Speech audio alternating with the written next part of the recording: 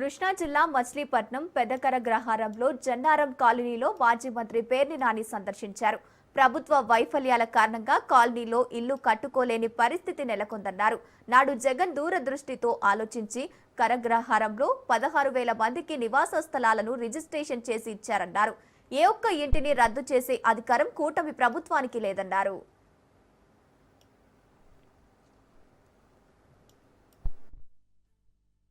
చంద్రబాబు నాయుడు గారు ప్రజల్ని ఓట్లు అడుక్కునే ప్రతిసారి 3 సెంట్లు స్థలం ఇస్తాను, 5 ఏళ్లకు ఒకసారి రేటు పెంచుకుంటూ ఇంటి స్థలం 3 సెంట్లు ఇస్తానని చెప్పని వాగ్దానం చేసుకుంటూ వెళ్తమే తప్పితే ఆయన జన్మలో ఇంతవరకు ఒక్కడికి కూడా ఇంటి స్థలం ఇచ్చిన పాపాన పోలేదు నారా చంద్రబాబు నాయుడు గారు. జగన్మోహన్ రెడ్డి గారు ఈ రాష్ట్రంలో 31 లక్షల మందికి ఇళ్ల పట్టాలు ఇస్తే దానిలో భాగంగా మచిలీపట్నం మున్సిపాలిటీ, మచిలీపట్నం నగరం ఒక్క దాంట్లోనే 19,302 మందికి నిరుపేదలకి ఇళ్ల స్థలాలు ఇవ్వటం జరిగింది.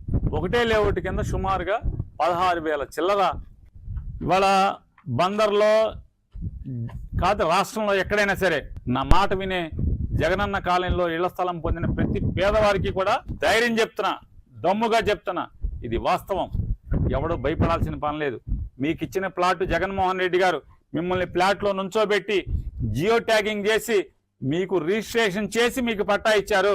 ఈ బుడబొక్కల ఎమ్మెల్యేలు కాదు, ఈ పనికిరాని మంత్రులు కాదు, నారా చంద్రబాబు నాయుడు తలుచుకున్నా కూడా ఏమీ చేయలేడు. ఎవడి ప్లాట్ ని క్యాన్సిల్ చేయలేడు. ఎవడి ప్లాట్ ని జగన్మోహన్ రెడ్డి ఇచ్చిన 31 లక్షల పట్టాల్లో ఏ పట్టాని క్యాన్సిల్ చేయగలిగే సత్తా ఎవరికి లేదు.